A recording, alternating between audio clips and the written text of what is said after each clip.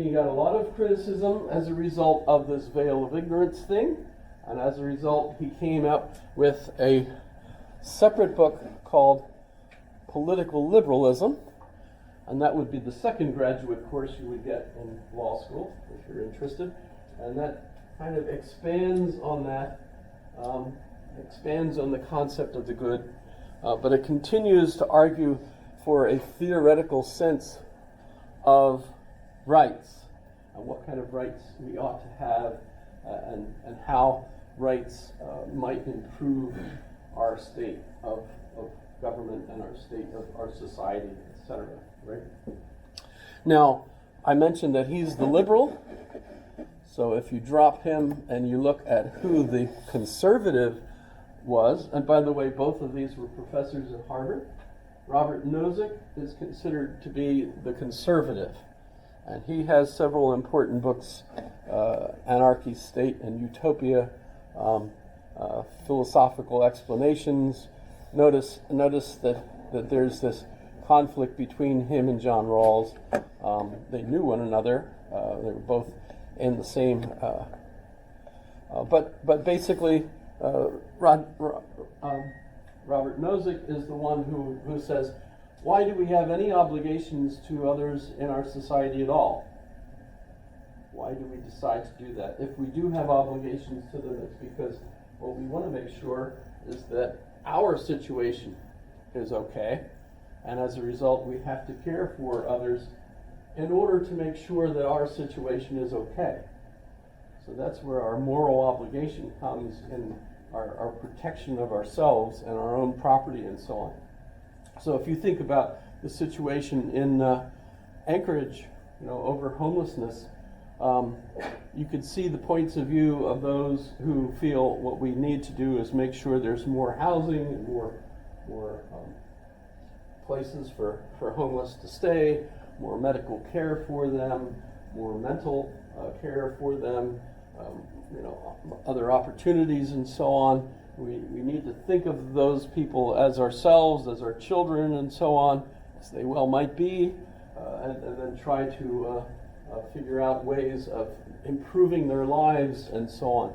And then on the other side, you might think of Nozick's point of view as really our current mayor, who feels like we're done with this, it's too much expense. Right now we've got some homeless living in hotels where the city is paying the hotel rates in an expensive way of trying to take care of people that don't apparently have the ability to care for themselves. What a lucrative way for the owner of the hotel to make money. Oh, well, yeah, there's clearly reasons why a lot of that occurred, I imagine, especially during the winter when we don't have that many tourists. But on the other hand, if you have some individuals who live in a hotel who don't know how to live in a hotel, you might think, okay, you could do fine in a hotel. Damage, right? Well, yeah, you're gonna clearly have individuals that will damage. But then the owner who will have a fire in the middle of the rug. Sure, but then the owner just makes a claim against the city for that, and they get. Yeah, but I think the hassle associated with all that kind of disaster is I don't know. But I mean, and I think I've mentioned that one of my adopted children turned out to have fetal alcohol spectrum disorder, and once he became a teenager and bigger than me, I realized that there was no way I could control this person, and so we gave up control of him to the state, and the state did its best, but because of the nature of our legal controls over individuals like that, once he was 18, he basically signed himself out and into all sorts of problems. I mean, the year by year, we went through one way of handling it, another. But he also ended up in jail. Also ended up setting fire. So I mean, sitting in a bathroom in our apartment, he lit the trash can on fire with a lit cigarette, not aware that this is going to be damaging to, and eventually smoked the bathroom, and the fire company had to come and put it out. And as a result of that experience, no one wants to have him in anybody's apartments anymore, right? Because they realize he's a danger because he doesn't understand cause and effect relationships, etc. So I'm aware personally of people that have a lack of ability because of, it's no fault of his own. His brain was damaged in utero by the birth mother drinking alcohol, and perhaps other things, right? And as a result of that, his cells, and it's not just in the brain, it's all the cells that the fetus is developing, don't have enough oxygen in order for them to connect properly, so that certain processes in the body will function properly. And it's dependent on when the birth mother is drinking and when the fetus is developing, what cells are not being developed properly. And you probably all know that alcohol in the bloodstream of the mother might make the mother drunk, but the child in the womb is trapped in an alcohol environment that's like, 4 times alcohol trapping than the mother, right? So severely damaging, basically. And as a result, you have this spectrum of individuals. That's just one example of how certain human beings can be damaged prior to their becoming born people, right? And then trying to grow up. And I think I've mentioned statistics that are quite alarming, that some think we have roughly 25% of the population of Alaska have fetal alcohol spectrum disorder. That's, to some extent.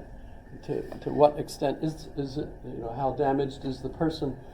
What level of interaction in society are they capable of doing? What not? And what is the society's obligation in order to spend money, in order to take care of people that have this kind of problem? It's way more expensive than what a society can essentially handle. Talk about schooling, an awful lot of these young people that are in the schools that aren't able to function in the schools end up, of course, in special needs classes and things that are also very expensive, very disruptive, and et cetera, et cetera. You get the idea. When we're talking social rights and everything, it's an immense problem, and you can see these two sides, and moderates in the middle trying to interact and figure out, well, what should we do? That's part of the problem. So Nozick is kind of the more conservative philosopher. And I had up here, I might have deleted it by accident. Shoot, I did. That's the one I dropped. And that's the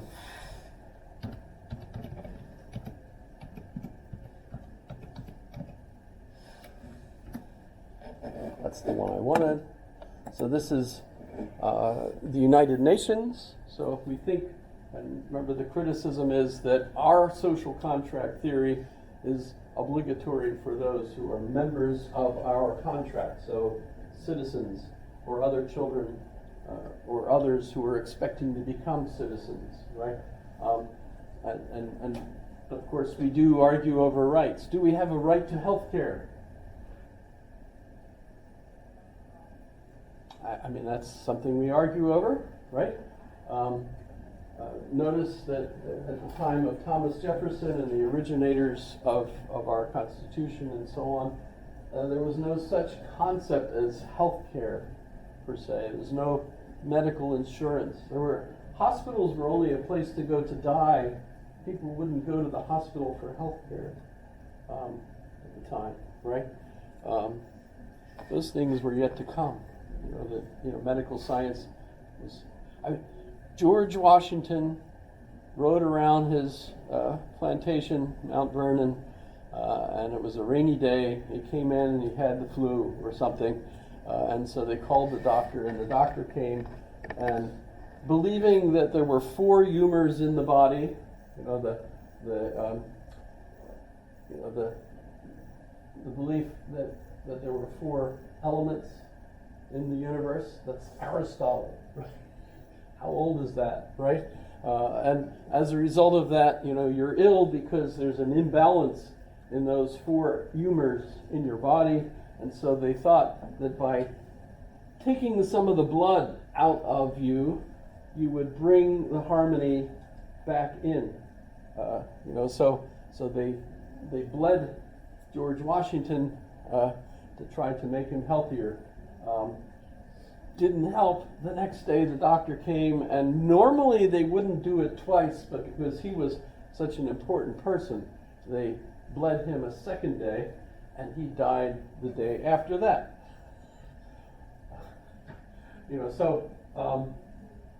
That was the kind of health care you could expect.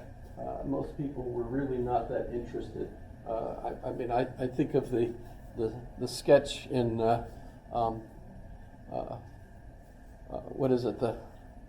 Was it The Meaning of Life, or was it The Quest for the Holy Grail, where the cart is going down the street during the plague? It's Holy Grail.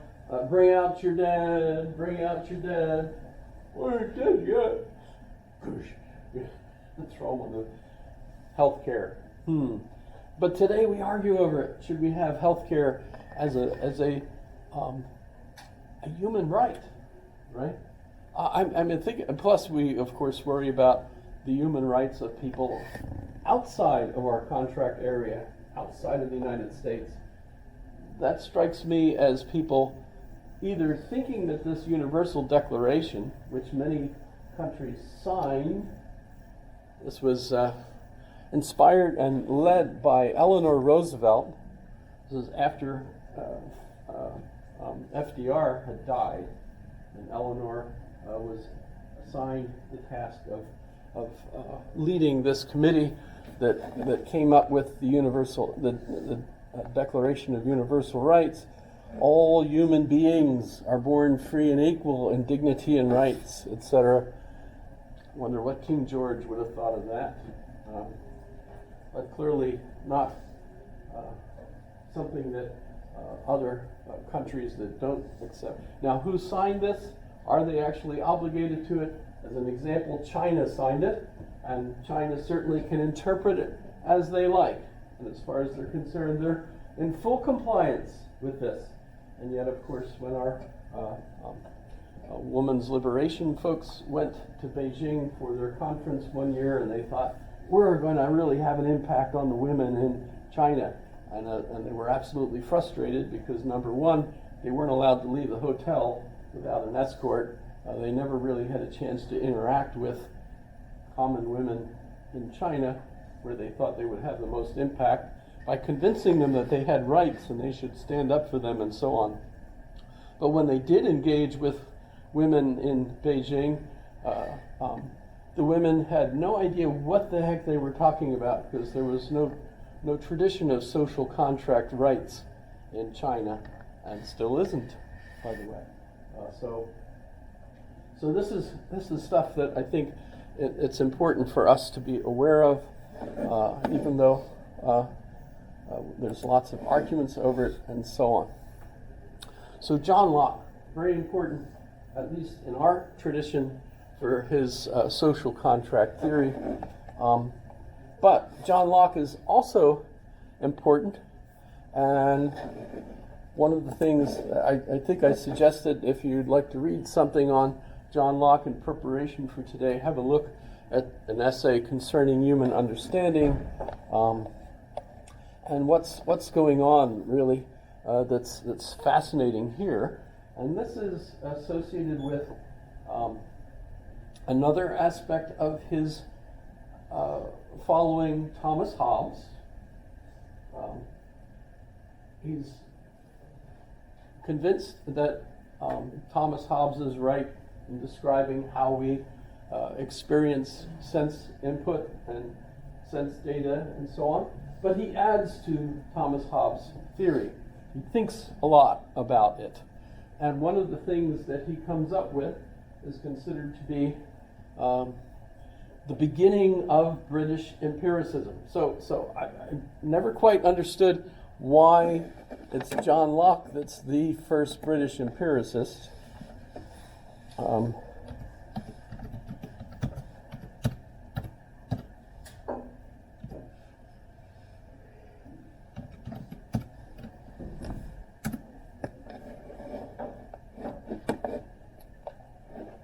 British empiricism. It should say that Locke is the first. John Locke. The name includes most notably John Locke, George Berkeley, and David Hume. Why not Thomas Hobbes? Because Thomas Hobbes is obviously an empiricist and British. Just confounds me. So I don't know why they did that.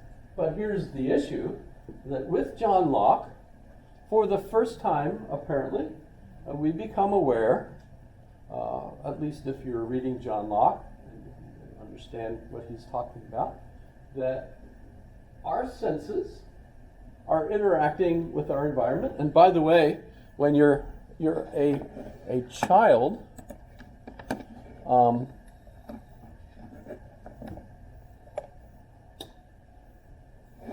let's go here. There's no innate. I mean, if all of our knowledge comes from experience, Locke says that as a fetus in a womb, even if it's a womb with a view, which of course we think of today, you're actually hearing things as soon as there are earbuds, and the brain tissue associated with the oral canal and the hearing begin to develop and are turned on and off. The switches of our DNA or chromosomes are turned on and off by the epigenomic factors, right? The factors that are triggering, the genome in the mother, right?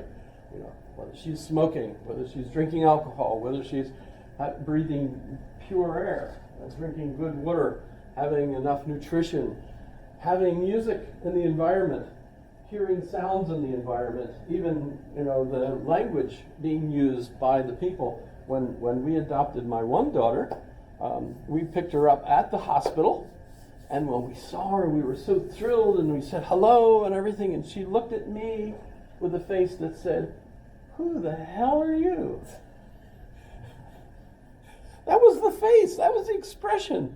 Because, she had never heard my voice before, obviously, right? And now she's hearing it, and she's puzzled. What's this voice? This is different. I've been listening to voices since I had earbuds and growing up, right? So when John Locke says that the fetus doesn't have any experiences, and as a result, you are, and this is rather famous, right? You've heard the expression tabula rasa. Yes, everyone? This isn't quite a tabula rasa because there's some odds and ends on it. But obviously the tabula rasa is an empty table or an erased table. Why a table? Well, believe it or not, even if you've never thought of it this way, a whiteboard or chalkboard is actually a table that's been mounted on the wall. So this is a table,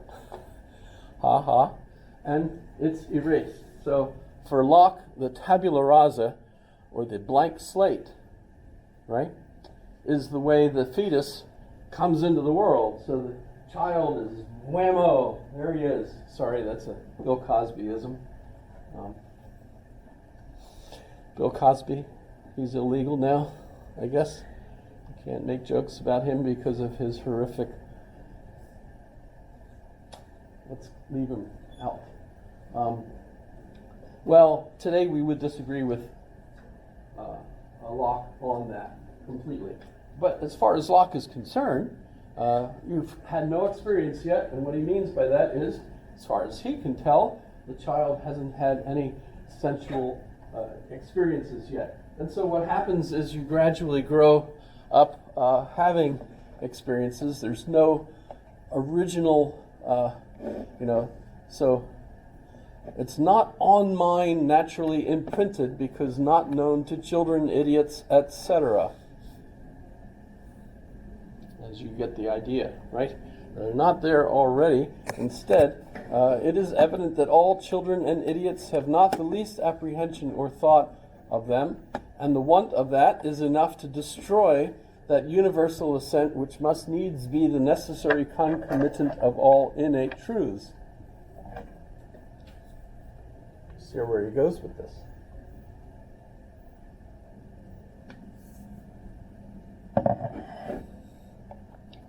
That men know them when they come to the use of reason. Answer. To avoid this, it is usually answered that all men know and assent to them when they come to the use of reason, and this is enough to prove them innate. I answer. Doubtful expressions that have scarce any signification go for clear reasons to those who, being prepossessed, take not the pains to examine even what they themselves say. For to apply this answer with any tolerable sense to our present purpose, it must signify one of these two things: either that as soon as men come to the use of reason, these supposed native inscriptions come to be known and observed by them, or else that the use and exercise of men's reason assists them in the discovery of these principles and certainly makes them known to them. So if reason discovered them, that would not prove them innate.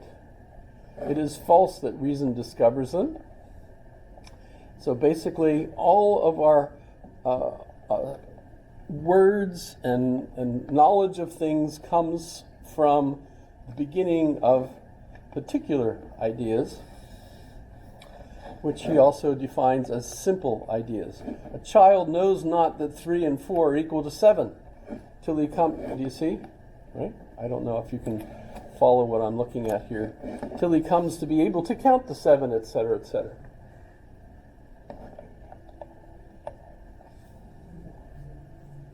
So that proves them not innate as far as he's concerned.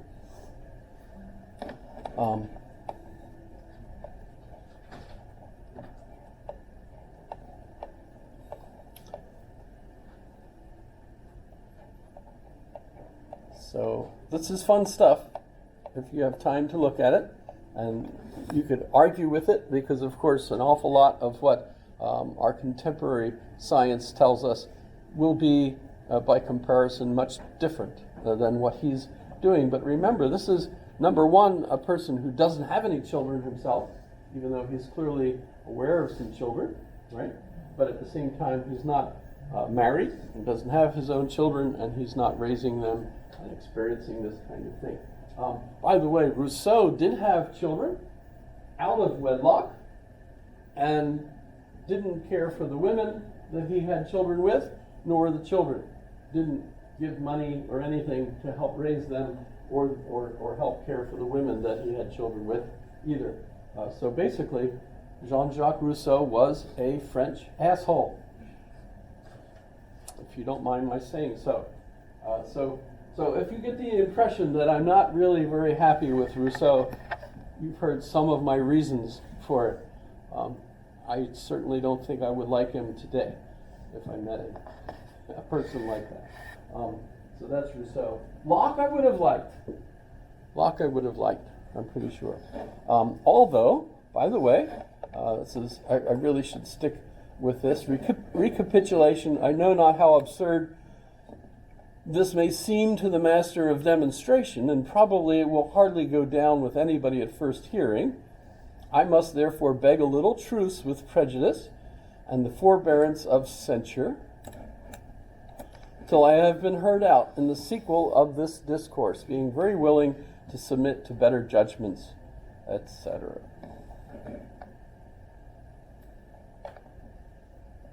So there's no moral principles so clear, generally received as the forementioned speculative maxims, etc.